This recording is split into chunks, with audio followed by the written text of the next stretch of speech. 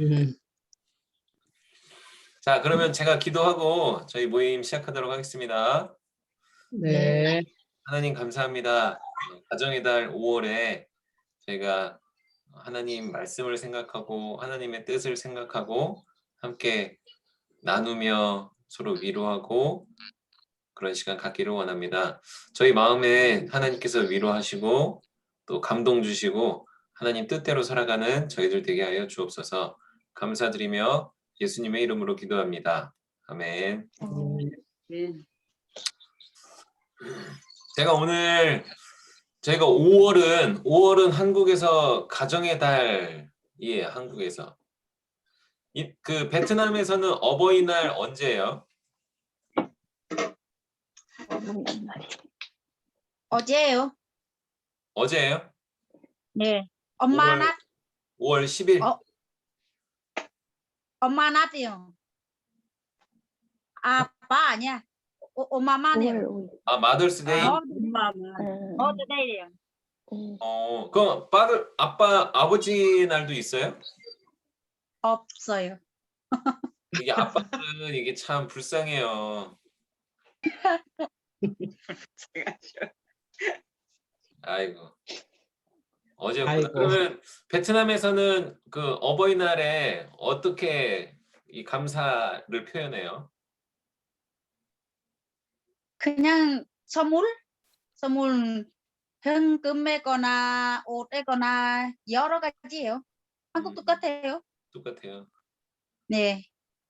같이도 식사하고 같이 여행도 하고 그래도 있어요. 하지만 요즘 그 베트남에서는 또 코로나 너무 복잡이니까 또 어디도 안 가. 그냥 가족만 같이 식사 그래요.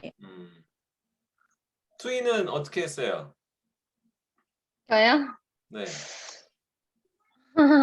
까먹었어요? 아니 까먹은 거 아니에요. 그러세요. 그냥 아니, 영상 한국에서 얘기하는 거예요? 아니면 베트남에서 어떻게 하는 거예요? 베트남에서, 그러니까 베트남에 있는 그 부모님한테, 엄마 아빠한테. 저희 부모님이 여기 계실 때는 어머님이랑 같이 항상 꽃 사드리고 또 저기 뭐 비타민 같은 거 어머님이는 현금 드리고 저희 부모님에는 비타민 C랑 그리고 식사 같이 하고 근데 이번엔 부모님이 진주에서 일은 해요. 그냥 전화만 진주에서 일하세요, 했어요. 부모님이? 네. 오, 그렇구나. 베트남, 그 한국에서는 특히 이제 어버이날에 카네이션, 꽃 이렇게 카네이션을 달아드려요. 베트남은 네. 혹시 그런 이렇게 뭐 꽃을 달아드리거나 그런 게 있어요? 그 뭐 없어요.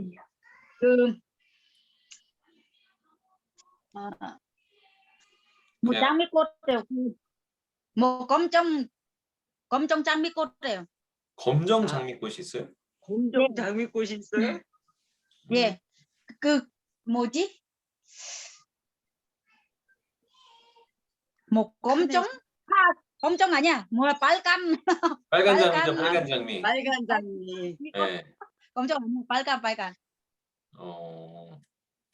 그래도 이게 한국이든 베트남이든 뭐니 해도 머니가 최고인 것 같습니다. 부모님들은. 우리 김기주 권사님이랑 양이쁜 권사님은 어버이날 어떻게 받으셨어요? 잘 받았어요. 애들이 그냥 조금씩 줬어요. 뭐니 받으셨어요? 예. 아유, 뭐니 아니고 그냥 선물. 선물 뭐 받으셨어요, 권사님? 나 무지하게 마음에 드는 자켓 하나 받았고 아유 잘했네. 너무 예뻐요. 그렇게 하고 커피 그거 모르니까 내려 먹는 거 뭔가 그거 뭐 커피 메이커인가? 아, 그 기계를 받으셨어요? 예. 권사님 누나 커피를 좋아하니까. 아이고. 그리고 양이쁜 권사님은요? 전 그냥 세인회 가서 같이 지냈고요. 그 세이가 그냥 현금으로 주고 또 성형도 그냥 현금으로 줬어요. 아유, 제일 좋은 거 받으셨네. 우리도 그래서 차라리 돈으로 주지 그랬어요. 그러니까 돈이 다들 최고예요. 아이고. 아, 이번 5월에는 이렇게 좀 가정에 화목한 웃음소리가 많이 들리면 좋겠습니다. 네. 제가 오늘 같이 영상을 보고 좀 나누고자 하는 건 우리나라의 다문화 인구가 200만 명이 넘어요. 우리나라에 200만 명이 넘는데 우리 뭐 터나 투이처럼 베트남 가정도 많이 있고 그리고 중국인 이주 여성들도 많이 있어요. 근데 원래 옛날에는 처음에는 중국인 이주 여성 다문화 가정이 가장 많았는데 지금은 베트남 다문화 가정이 1위로 가장 많다고 해요. 자, 그런데 그냥 이게 단순히 다문화 가정 많아요. 이게 좋은 건 아니에요. 결혼했는데 한국에 와서 한국인 남자랑 결혼했는데 과연 정말 그 방금 우리가 말한 것처럼 웃음이 피어나는 행복한 가정 지내고 있는지 그게 중요하거든요. 그래서 그것에 대해서 같이 함께 보도록 할게요. 김영균 성도님 지금 들어오셨죠? 네, 김영균 성도님 지금 들어오셨죠? 네, 네, 지금 들으시는 거죠? 네. 네, 알겠습니다. 자, 일단 공유할게요. 화면을 함께 보도록 하겠습니다.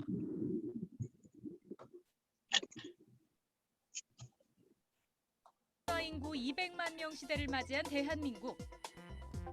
지난해 한국인 남성과 결혼한 소리 보이시죠, 영상? 네. 10만 명에 이릅니다. 그중 베트남 여성 배우자는 3만 9천여 명, 2년 연속 가장 많은 숫자를 차지했습니다. 그러나 증가하는 다문화 가정만큼이나 해마다 이혼 인구도 늘어나고 있습니다. 가정이 해체된 뒤 어머니인 베트남 여성은 자녀와 함께 귀국을 택하는 경우가 많은데요. 한국어도 한국 문화도 알지 못하는 한국 국적의 한배 다문화 가정 자녀들이 베트남에서 자라고 있습니다.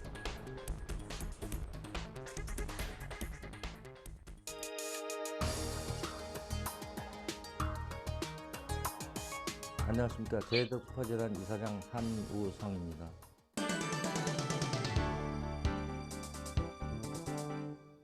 최근에 와서는 이제 베트남 출신 여성들이 중국 출신 여성들보다 숫자가 더 많아졌습니다.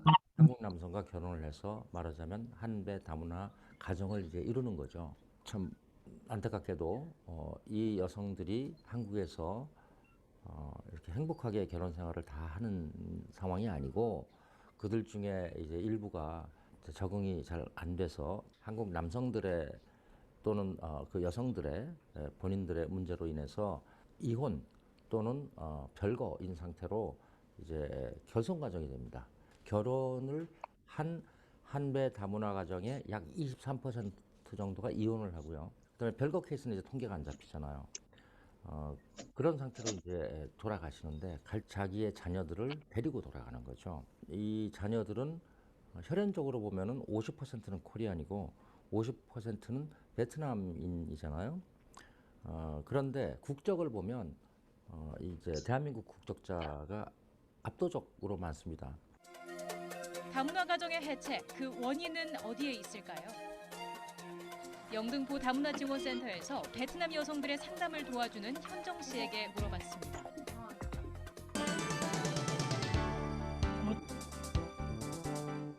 일순위는 부부 간증에 좀 많이 이야기에 먼저 나왔고 그 이유는 이렇게 고부 간증이 일어나요. 세 번째는 거의 그때는 이렇게 취업 때문에 주로 이렇게 세 가지 영역에 많이 문을 들어와요. 가족에 관련된 거는 거의 40% 정도 이렇게 연락이 와요. 나머지는 이렇게 남편과 그렇게 좀 갈등이 일어나거나 하면 남편한테 이렇게 전달하고 싶은 거 그런 거. 더 많아요. 부부 갈등은 어떤 문제 때문에 많이들 겪고 있나요? 서로 일단은 의사소통 안 되고 첫 번째 어려움을 겪고 두 번째는 성격 안 맞아. 대부분의 국제 결혼하는 커플들이는 나이 차이 좀 있잖아요. 시대 다르니까 보는 시선도 다르고 그렇게 생각도 다르고 사고 방식도 다르니까 그건 좀 제일 큰 원인 되지 않을까 싶어요. 보면 베트남이랑 한국이랑 가족 문화가 조금 달라서 그렇다고 볼 수도 있나요? 그렇죠. 맞아요. 그 문화도 이렇게 다르기 때문에 이렇게 더 갈등이 생기는 거죠. 시어머니들이 이렇게 간섭이 심하지 않아요. 자기 결혼했으면 모든 거 다 자기 아들에 넘어가는 거죠. 그러면 네 부부 알아서 하라 이렇게 간섭하지 않아요.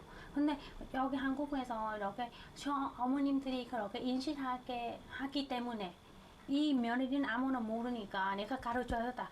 한편에 보면 그것도 좋은 의도라고 볼 수 있지만 받아들이는 이 사람 입장에서도 기분 나쁘게 받아들인 거지에 따라서 이렇게 갈등이 생겨나면 더 행복하게 지내는지 그거는 사람마다 또 다르거든요. 이렇게 갈등이 일어난 뒤 한국에 머무는 것이 아니라 베트남으로 돌아가는 데에는 법률적인 이유도 있다는데요. 안녕하세요. 저는 이주민 지원공익센터 감동에서 일하고 있는 변호사 이현서라고 합니다. 반갑습니다.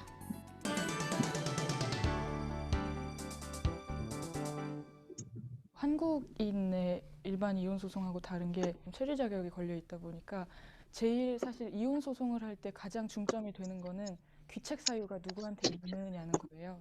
결혼 이주 여성 사건의 경우에는 만약에 한국에서 계속 지내기를 원하는 경우에 이혼을 하게 되면 기본적으로는 혼인비자의 효력이 사라집니다. 그래서 출국을 다시 이제 귀국을 해야 돼요. 베트남으로 귀국한 한배 다문화 가정 자녀는 어떤 현실과 마주하게 될까요? 어머니는 한국 국적이 없더라도 한국인 아버지와의 사이에서 아이가 한국에서 태어나면 한국 국적이 생기거든요.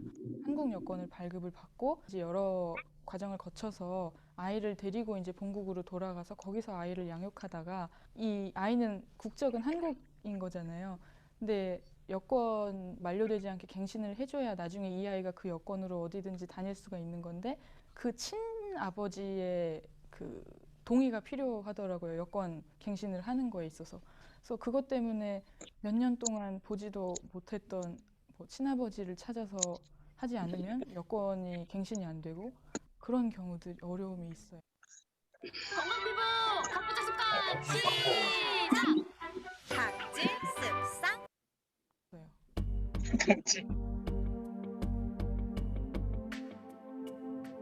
한국 여권을 재발급받지 못하기 때문에 또는 여권 기한을 연장하지 못하기 때문에 이 아이들이 불법 체류자 신세로 전락하게 됩니다. 대한민국 국적을 갖고 있는 우리나라 국민입니다. 법적으로는 재외 국민 그런 거죠. 그러니까 베트남 정부 입장에서는 얘들에게 공교육을 제공해야 될 의무가 없는 거죠. 그러니까 초등학교를 등록을 안 받아주는 거예요. 원칙적으로. 그러나 이제 베트남이 그렇게까지는 안 하고 그러면 아이들을 초등학교에 등록을 시켜라. 그렇게 해서 초등교육을 제공을 해요. 그런데 얘들이 거기에 재학하는 게 아니고요. 청강생으로 공부를 하는 거기 때문에 중학교에 가야 되는데 초등학교 졸업장이 없어요. 청강생이니까 말하자면 이제 이수증 정도가 있는 거죠. 대한민국 국적을 갖고 있기 때문에 이 아이들이 베트남 정부의 의료보험 혜택을 받지 못해요. 한국과 베트남 두 나라의 정부의 보호를 받지 못하는 인권과 복지의 사각지대에서 자라나게 되는 거죠. 한배 다문화 가정의 해체와 둘러싼 문제.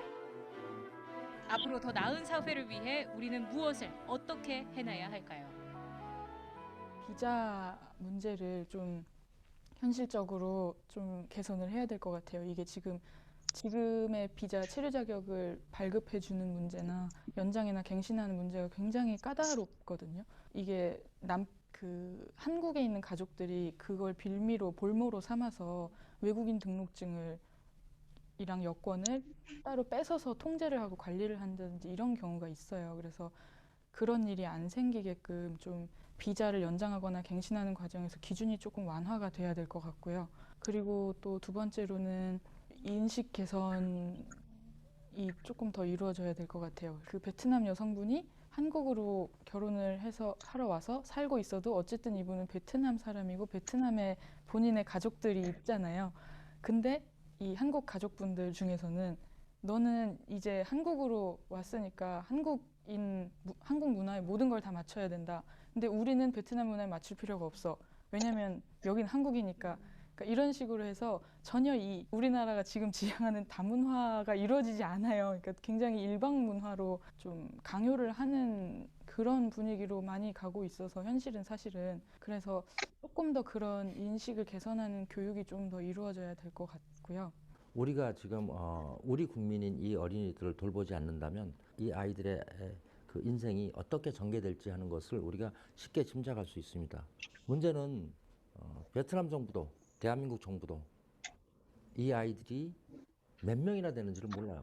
지금 저희가 갖고 있는 통계로는 애들이 4,000명 정도 될 것이다 라고 통계는 잡고 있지만 그러나 실제로는 그보다 훨씬 많을 수밖에 없습니다. 또 다른 심각한 문제 가운데 하나는 규모를 모를 뿐만 아니라 도대체 어디에 사는지를 모릅니다. 그러니까 분포 이거를 정확히 파악을 해야 되는데 지금 이게 쉽진 않죠. 이 베트남이 아직도 그 유교 문화가 그 전통이 있는 나라라서 이 여성들이 외국에 가서 결혼해서 실패하고 돌아온 여성이다라는 일종의 사회적 낙인이 있단 말이에요. 그러니까 자기가 나 이런 사람이다, 나를 좀 도와달라 이런 말을 못 하는 거예요. 그러니까 그들이 그렇게 용감하게 나설 수 있도록 어떠한 그 사회적인 그런 장치나 시스템이 좀 마련되는 게 대단히 중요하다고 생각합니다. 그러니까 한국어 교육시켜야죠. 또 이 아이들의 정체성 교육시켜야 되죠. 이 아이들이 좀 더 건강하고 또 훗날 한국과 베트남의 관계를 이끌 수 있는 지도자로 이 아이들이 성장할 수 있도록 우리가 지속적으로 관심을 갖고 실제로 현실적 도움이 되는 정책을 펴야 된다고 생각합니다.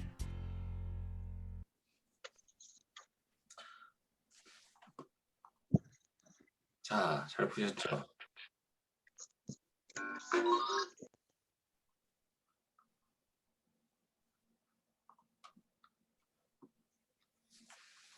자, 다문화 가정, 베트남, 특히 이제 한국과 베트남 가정, 다문화 가정이 많이 있는데, 통계적으로 봤을 때 5가정 중에 한 가정은 이혼을 한다고 합니다.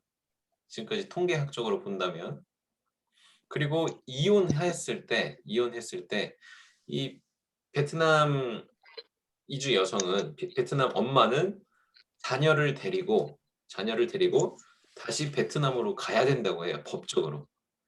그 결혼 비자가 이제 취소가 되기 때문에 다시 가야 돼요. 한국에서 체류할 수가 없게 돼요, 이혼하게 되면. 그렇게 되었을 때 이 아이가 베트남으로 돌아가서 베트남에서 교육을 받을 수 있는 게 아니에요. 왜냐하면 이 아이는 한국에서 태어났기 때문에 국적상으로는 한국인인 거예요. 한국에서 태어났기 때문에.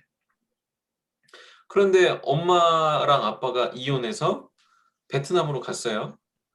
그러면 베트남 교육을 받아야 하는데, 베트남 교육을 받으려면 그곳에서 또 이제 신고를 해야 하고, 여권, 그러니까 엄마는 자기 나라 베트남으로 가 있지만 이 아이는 외국에 와 있는 거예요, 베트남이. 엄마를 따라왔지만. 그래서 또다시 여권 연장을 하고 비자 신청을 하고 하는 데 있어서 여권을 연장하려면 다시 한국인 아버지를 찾아서 동의를 구해야지, 아빠가 오케이 해줘야지 여권을 연장할 수가 있는 거예요. 이게 굉장히 복잡한 거죠. 물론 엄마와 아빠의 문제도 있지만 더 심각한 건 그 자녀들의 문제가 더 심각하다는 게 오늘날 이 다문화 가정에서 발생하는, 특히 이제 한국과 베트남, 그 베트남 다문화 가정에서 발생할 수 있는 그러한 문제점이라고 합니다. 자, 그러면 이러한 문제가 발생하지 않도록 하기 위해서 어떻게 하는 게 좋을까요? 이혼 안 하는 게 가장 좋죠. 이혼하지 않는 게 가장 좋아요. 이혼하지 않기 위해선 단순히 이게 뭐 이혼은 하지 않은데 가정 생활은 너무 싫고 짜증나고 막 싸우고 그러면 그것도 안 되겠죠. 그러기 위해선 부부가 또 자녀도 같이 이곳에서의 생활을 잘 해야 하는 것이 해야 할 그런 노력이 필요합니다. 뿐만 아니라 이거는 단순히 베트남 엄마들에게만 필요한 게 아니라 한국 그 뭐 시어머니 그리고 남편도 마찬가지예요. 남편도 당신은 이제 한국으로 결혼 왔으니까 한국인이야. 그거는 지금 옳지 않다. 예, 아까 영상에서 말했던 것처럼 어쨌든 혈연적으로는 뭐 국적상으로는 한국인으로 귀화했다고 하지만 뭐 우리 터나 투이가 한국으로 귀화했다고 해서 어떤 이런 세포나 혈연이 베트남과 끊어지는 게 아니잖아요. 어쨌든 원래는 베트남 사람인 거잖아요. 베트남에서 자랐고 베트남의 사고와 생각이 있고 그렇기 때문에 그것을 존중해줘야 된다. 네, 남편들도 그것을 이해하고 존중하고 서로 배려하는 것이 필요합니다.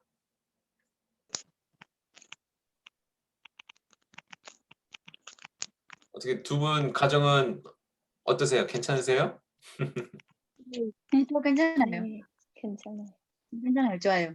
네, 이런 영상이 조금 제가 오늘 이 영상을 준비하면서 뭐라 그럴까 어렵기도 하고 불편하기도 하겠지만 여러분들의 가정을 한 번은 돌아볼 수 있는 시간이지 않을까 그런 생각에서 준비를 했습니다. 그리고 그러면 이렇게 만약에 이런 아이들 한국, 베트남 다문화 가정에서 태어난 아이들을 위한 돌봄 센터가 베트남에 세워졌다고 합니다. 그것도 한번 봐볼게요.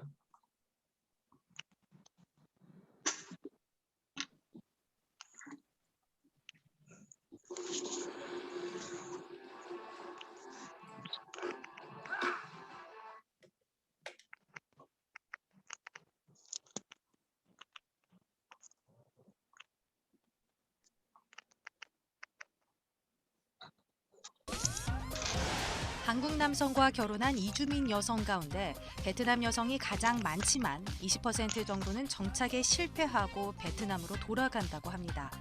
이들을 돕는 돌봄센터가 베트남에서 문을 열었습니다. 흥겨운 사물놀이 가락과 함께 베트남 전통 베트남에는 사자춤이 뻔- 등장합니다. 뻔터시 까이랑 어딘지 모르겠어요. 한국과 베트남을 잇는 문화 행사에 사람들의 얼굴에는 미소가 번집니다. 베트남에서 처음으로 한배 다문화 가정을 지원하는 돌봄 센터가 열렸습니다. Học thêm tiếng Hàn biết nhiều để mình dạy các con để các con được biết nói chuyện với cha đó. Với thứ hai nữa mình cũng gắng học vi tính với biết tiếng Hàn cho giỏi để sau này mình cũng xin việc làm để phụ giúp gia đình. 돌봄 센터는 지난 2011년부터 베트남 결혼 이주민 여성을 지원해온 한 NGO 단체가 우리 기업의 후원을 받아 마련했습니다. 지난해 한국 남성과 결혼한 외국인 여성 가운데 베트남 여성은 가장 많은 8만 7천여 명에 이릅니다. 그런데 5쌍 중 1쌍은 여러 이유로 헤어지는 것으로 나타났습니다. 이런 경우 베트남 여성은 대부분 고국으로 돌아갑니다. 문제는 베트남 어머니와 한국 국적을 가진 그 자녀들이 법제도의 사각지대에 놓여 있거나 어려운 가정 형편으로 고통받고 있다는 점입니다. 70% 정도가 우리 이혼을 좀 하고 싶다. 해달라. 그래야 뭐 새로 뭘 시작하든지. 왜 이혼을 안 하고 왔냐? 그러면은 그럴 겨를이 없었다. 또는 한국에서 이혼을 하면은 애를 뺏긴다. 최소한도의 인도적인 수준의 삶이라도 좀 누릴 수 있도록 어떻게 지원해 줄 수 있냐 하는 게 이제 심각한 문제고, 그다음에 그 자녀들의 한글 교육, 정체성 교육. 이번에 설립된 돌봄센터에서는 이혼과 비자 등 법률 상담과 자녀들의 정체성 확립을 위한 활동이 이루어집니다. 결혼으로 한국에 갈 예비 신부들을 위한 사전 교육도 마련돼 자동차로 8시간 거리에서도 찾아오고 있습니다. 특히 지역에서 처음 생긴 공공도서관이 지역 주민들의 사랑방 역할까지 할 것으로 기대를 모으고 있습니다. 이러한 민간 차원의 교류가 또 양국 관계의 발전에도 큰 기여를 할 거라고 생각을 합니다. 한국과 베트남이 수교를 맺은 지 올해로 26주년. 한배 함께 돌봄센터가 한국과 베트남을 잇는 새로운 희망을 써내려가고 있습니다. 베트남 껌터에서 YTN 월드 강현정입니다.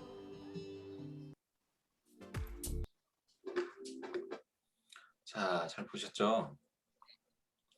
이렇게 베트남에서 센터, 돌봄 센터가 있다고도 합니다.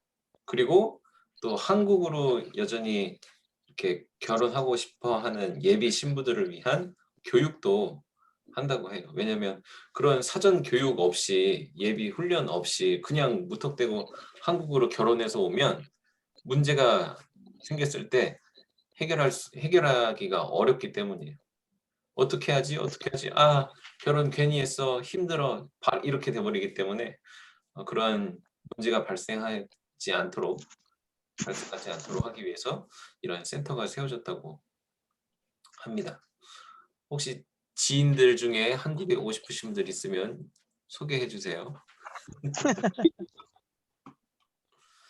자, 그렇다면 저는 우리 터의 자녀인 하율이, 또 우리 투이 자녀인 태성이, 두 아이에게 저는 관심이 많아요. 두 아이가 이곳에서 잘 적응하고 잘 자라날 수 있고 가정에서도 사랑을 듬뿍 받으면서 지낼 수 있었으면 하는 마음이 있어요. 아이들은 근데 이제 벌써 우리 하율이가 엊그제까지만 해도 6살 막 이랬었는데, 하율이가 이제 초등학교에 다니고 태성이는 이제 7살이죠. 네. 유치원에서 가장 이제 나이가 많게 되는데, 아이들이 자라면서 엄마를 바라볼 것이고 아빠를 바라볼 거예요. 세상을 바라보고. 그거에 대한 터와 투이 또 생각은 또 어떠세요?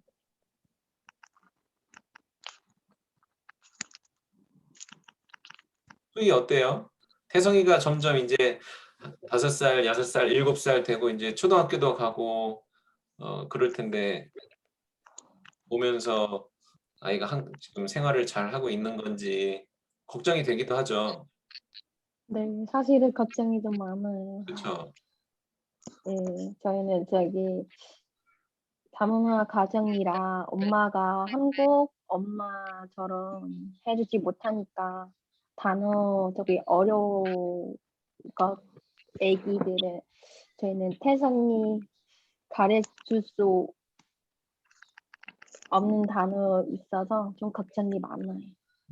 그런 부분이 거기 될 거예요. 서원은 어떠세요? 걱정하지요. 애기 지금 뭐 초등학교 가니까 우리 남편도 시간도 없고 그 애기 숙제도 하고 무슨 한국어도 너무너무 부족하잖아요. 그러니까 숙제 같이 그게 진짜 문제 걱정해요. 하지만 그래도 뭐 지금까지 좀 괜찮은 것 같아요. 걱정하지만 항상 기도하고 하율이랑 항상 같이 하고 존중. 하율이한테 항상 존중. 네 애기니까 그래. 하율이 항상 존중이니까 무슨 우리 남편 우리 남편 아니야. 제 친구 애거나 하율이 베트남어는 공부해야 돼요. 맞아. 저도 그래 생각했지요. 아, 우리 엄마 베트남 사람이니까 하율이 베트남어도 알아야지. 하지만 하율이 좀 몇 번 얘기했어요. 하율이, 나 안 좋아요. 나 지금 안 좋아요. 나중에 몰랐는데 하지만 지금 안 좋아요.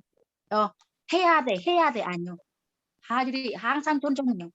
같이 얘기 그래 하지만 항상 존중. 하율이한테. 하율이 어떻게 생각 무슨 항상 하율이도 무슨 생각 하율이 마음에도 이해해주고 항상 존중하면 뭐 다 돼요. 저 그래 생각해. 자, 그러면 우리 김영균 성도님 혹시 지금 잠깐 이렇게 대화 괜찮으세요? 네, 말씀하세요. 저기 아내분이 임신을 했잖아요. 네. 그런데 어떻게 보면 다문화 가정의 이제 예비 아빠인데 아이가 생겨나고 지금 우리 뭐 터나 투이의 의견 들어보셨을 때 어떠실 것 같아요? 좀 공감도 저도 가고요. 네. 그리고 이게 지금 이렇게 되고 많이 미디어에서도 다뤄주고 있잖아요. 제일 걱정인 게 어찌 되면 제가 좀 나이가 많은데 이런 부분에 대해서 보면은 사람이 어떻게 되는지 모르니까 내가 어떻게 됐을 때 제 아내나 그다음에 아이들이 걱정이 많이 돼요. 특히 이제 아내 같은 경우에는 제가 이제 접한 거에 보면은 제 아이가 성인이 되면은 강제 추방이 되더라고요. 그런 어려운 점들이 있어가지고 최대한 제가 해주고 싶은 거 해주고 법적으로 어떻게 개선되지 않을까 좀 걱정도 되고요. 좀 많이 걱정되더라고요, 저도요. 제가 잘 못 들었는데 아까 뭘 하면 강제 추방된다고요? 이제 만약에 제가 의대 사고로 죽게 되잖아요. 그러면은 아이가 성인이 되면은 엄마는 강제 추방이래요. 아빠 저기 아까 얘기한 것처럼 적이 없기 때문에 결혼 비자가 없어져 버리기 때문에 그런 어려운 점들이 있더라고요. 그 부분에서도 좀 답답하고 무섭고 많이 힘들어질까 봐 저도 많이 걱정되죠. 이런 부분에서 좀 사회적으로도 한국과 베트남에서 좀 필요하지 않을까 생각이 듭니다. 양이뽕 너무 우리나라에서 네. 아니요. 양이뽕 권사님 어떠세요? 좀 이렇게 상황을 들어보니까 우리 한국 가정만 이렇게 보다가 다문화 가정 상황을 보시니까 어떠세요? 그렇게 제가 다문화 가정이 좀 그래도 좀 안정을 채우고 있는 줄 알았거든요. 근데 제가 이 속회를 하면서 보니까 어려운 점도 많고 서로 소통이 잘 안 되니까. 근데 오늘 또 보니까 아이들도 또 되게 힘드네요. 그래서 해줄 수 있는 건 기도밖에 없는 것 같아요. 그리고서 제가 오늘 이제 상가집을 다녀오면서 우리 속회에 대해서 얘기를 해봤거든요. 기도하시는 분들이라. 그랬더니 제가 이제 기도를 부탁드렸어요. 그리고 제가 제일 마음 아픈 거는 이제 터나 투이가 지금 예배를 못 드리잖아요. 저희 교회에서. 네. 그래서 그걸 놓고 제가 이제 기도 좀 해달라고 얘기를 했거든요. 근데 사실 속장으로서 때로는 답답하고 그런 점이 참 많은 것 같아요. 그래서 좀 다문화 가정이 그래도 편안한 줄 알았더니 문제가 많네요. 보니까. 그리고 또 아이들이 또 이렇게 또 그런 생각을 하니까 또 아이들이 그러니까 좀 마음도 아프고 또 하나하나 알아가는 게 참 그런 것 같아요. 참. 우리 양이뽕 권사님은 항상 저희 여러분들 위해서 기도하고 계십니다. 이건 진짜 항상 아유, 기도하시는 우리 양이뽕 권사님. 감사합니다, 권사님. 자, 우리 그럼 김기중 권사님 어떠세요? 어디만 해놔? 이렇게 같이 이 속회가 되고 나니까 이제 뭐 TV에서 이런 방송을 봤을 때는 그냥 먼데 얘기 같았는데 이제 이렇게 한 식구가 되니까 아주 가까운 얘기로 느껴지면서 마음이 착잡하네요.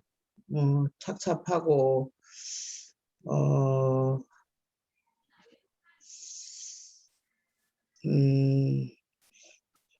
저는 때 애들이 어른들은 그래도 어떻게 하든지 뭐 지금 그래도 가정들이 이제 부부간의 문제는 별 어려움이 없이 이렇게 지내는 거 뭐 사소한 어려움은 누구나 뭐 한국 사람끼리 결혼해도 문제들은 있는데 그 정도들은 뭐 있으려니 생각하고 아이들의 그 교육적인 부분이 좀 저는 좀 걱정이 되더라고요. 그래서 이 부분에 대해서 저도 우리 손주 손녀들 걸 어려워서 못 가르쳐 주거든요. 지금 2학년 4학년인데 무슨 말인지를 모르겠어요. 특히 뭐 산수나 뭐 이런 거 보면은 사회도 그렇고 권사님 뭔 말인지를 요즘 산수라고 그러면 안 돼요. 수학이라 해야 돼요. 수학. 산수는 완전 옛날 단어. 아니 문제를 이해를 못하니까 답이 당연히 안 나오죠. 초등학생 건데도. 그래서 이런 부분에서 뭐 법적인 문제, 뭐 비자의 문제나 또 여러 가지 행정적인 문제까지는 저희들이 어떻게 할 수가 없잖아요. 뭐 국회로 가고 이런 부분은 당연히 기도해야 될 부분이고 한데 실제적으로 애들이 이렇게 학습을 못 따라가면은 학교가 그렇게 재미가 없을 것 같다라는 생각이 들어요. 그래도 어느 정도는 딱 그렇고 이제 앞으로는 점점 더 어려워지는데 이런 것들을 좀 미리 공부를 현행 학습이나 아니면 현재 하고 있는 이런 학습에 대해서 1학년이면 1학년 과정에 이런 것들을 아빠들이 사실 가르쳐 줄 수 있는 여건들이 안 되니까 이런 부분에 대해서 아기가 가서 학습 공부하는 것도 재밌어야 되는데 잘 안 되니까 관계성이나 이런 부분에 대해서 좀 마음이 무겁네요. 우리 김기중 권사님이 상담을 공부하고 계시기 때문에 김기중 권사님이 우리 속회분들 상담 잘 해주실 줄 믿습니다. 자, 마지막으로 하나만 더 봐볼게요. 그래서 이제 다문화 청소년 친구들에게 물론 지금 뭐 하율이 태성이 그리고 또 우리 김영균 성도님 아이까지 지금 청소년은 아니지만 어떻게 보면 멀지 않은 미래의 우리 다문화 세대 청소년 세대들이거든요. 그 친구들한테 이제 어떻게 한국에서도 이런 곳이 있어요. 한번 봐볼게요. 이제 가능하지.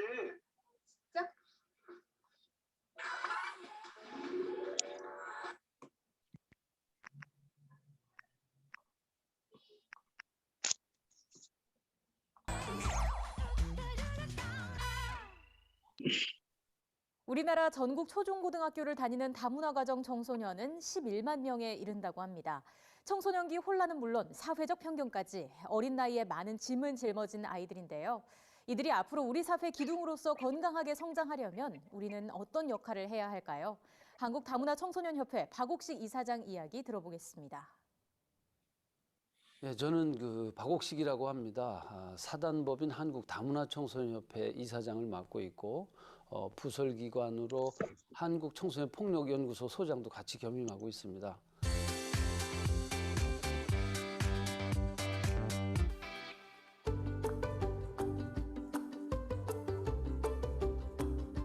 지난해부터도 다문화 인구 200만 명 시대가 되고 있습니다. 계속 증가 추세에 있는 그런 인구 상황들을 봤을 때는 이 다문화 가족, 다문화 인구에 대한 사회적인 어떤 예방 조치와 대비가 상당히 중요한 그런 시기라고 할 수 있겠습니다.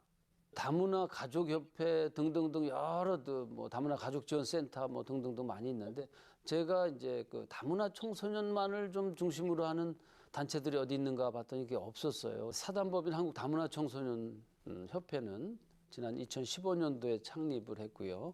2016년도에 여성가족부 산하의 사단법인 단체로 등록이 돼서 활동을 하고 있습니다.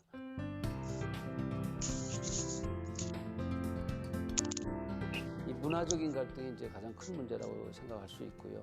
그 다음에 이제 편견과 차별에 대한 문제가 굉장히 큰 사회적 이슈가 되고 있고요. 그리고 특히 우리 다문화 청소년들에게는 정체성의 혼란이 있고 또 사춘기의 어떤 여러 가지 어려움, 또 심리적인 갈등, 또 특히 이제 학교에서는 집단 따돌림 같은 그런 현상들이 너무 많이 나타나기 때문에 이런 문제들을 해결하기 위해서는 우리가 어떻게 해야 될 것인가 그런 고민들을 많이 해야 될 그런 시점입니다. 가정 환경으로 인해서 학업을 계속하기 어려운 상황들에 대한 그런 복지적인 문제, 뭐 이런 것들이 이제 당면 문제라고 할 수 있고요. 가정적인 문제도 이제 가정 해체, 우리 뭐 이혼율도 굉장히 많은데 그 중에 이제 다문화 가정이 뭐 이렇게 그 가정에서 나타나는 이혼율도 기존의 이혼율보다 훨씬 높습니다. 그래서 그런 부분에서 가정 해체에 대한 부분들도 심각하게 우리가 다뤄야 될 그런 과제라고 할 수 있겠습니다.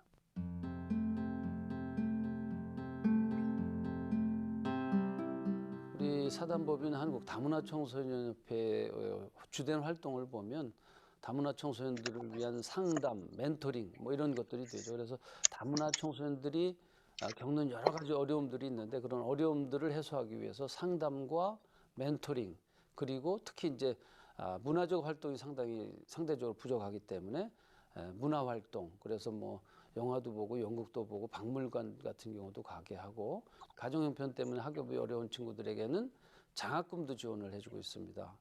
최근에는 이제 글로벌 그 요리 교실 같은 걸 해서 또 다양하게 활동을 하고 있는데 우리나라의 어떤 다문화 인식을 개선시키는 그런 것들에도 상당히 큰 효과가 나타나는 것으로 우리는 확인하고 있습니다. 그 요리 교실은 뭐 기업에서 좀 지원을 받다 보니까 그 직원들 가족 자녀들 그다음에 다문화 우리 협회 다문화 청소년 협회에 있는 우리 그 다문화 가정의 자녀들과 가족들이 함께 참여해서 함께 그 나라의 독특한 음식들의 맛을 보면서 함께 만들어가는 그러면서 우리 한국의 가족들과 다문화 가족들과 좀 더 가까이 접근하고 대화할 수 있는 또 함께 음식을 만들어가면서 공동체 의식을 느낄 수 있는 그런 의미 있는 행사로 진행을 했습니다.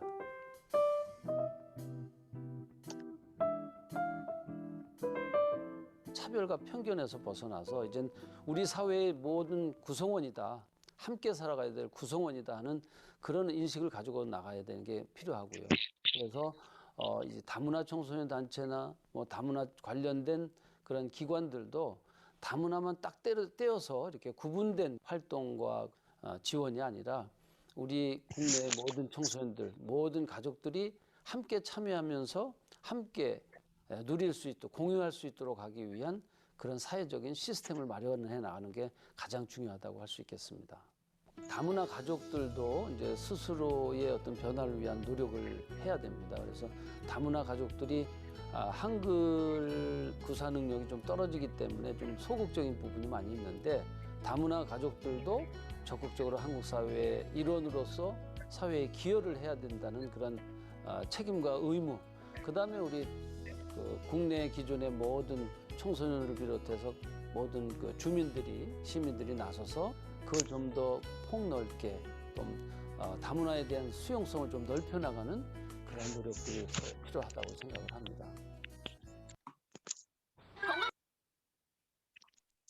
자, 잘 보셨죠? 네. 오늘 여기 이제 다문화 청소년 센터 이 협회 이사장님은 이런 이야기예요.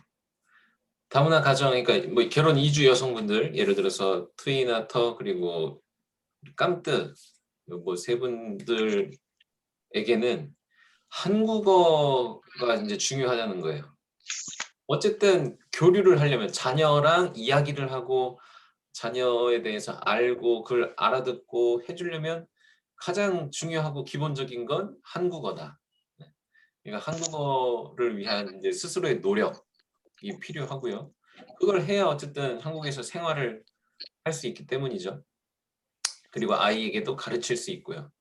그리고 김기주 권사님이나 양희풍 권사님 또 저도 마찬가지고 김영균 성도님 같은 경우 우리 같은 경우에는 이런 다문화의 다양성에 대해서 존중하고 수용할 수 있는 자세가 필요하다라는 것입니다. 그래야지 우리가 같이 잘 어울릴 수 있는 이 사회가 될 수 있다는 거예요. 네.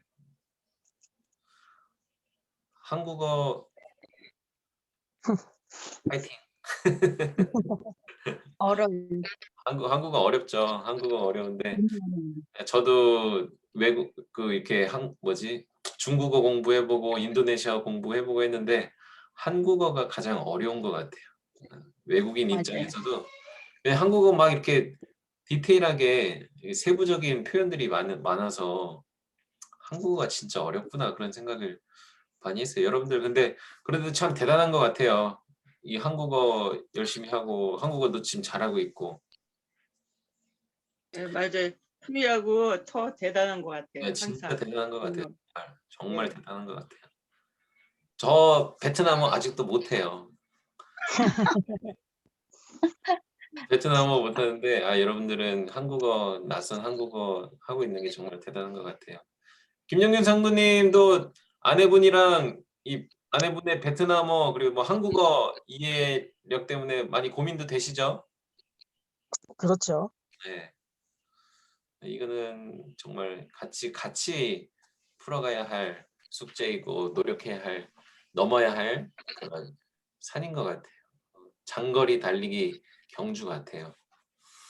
네, 오늘도 여러분들 어떠셨을지 모르겠지만 참 우리 실제 삶에 있어서 그리고 우리가 이 기쁜 교회라는 울타리 안에서 다문화 가정 속회로 만나서 이 사회를 위하여서 정말 하나님이 기뻐하시는 여러분들의 가정 또 그 사회가 되기를 바라는 마음으로 함께 이렇게 내용을 나눴습니다. 또 한 주 동안 잘 지내시고 다음 주에 이 시간에 만나도록 할게요. 네. 네. 네, 감사합니다. 그러면 주기도문으로 마칠게요. 주기도문. 네. 대신 우리 아버지여 이름이 거룩하며 나라의 아버지의 뜻은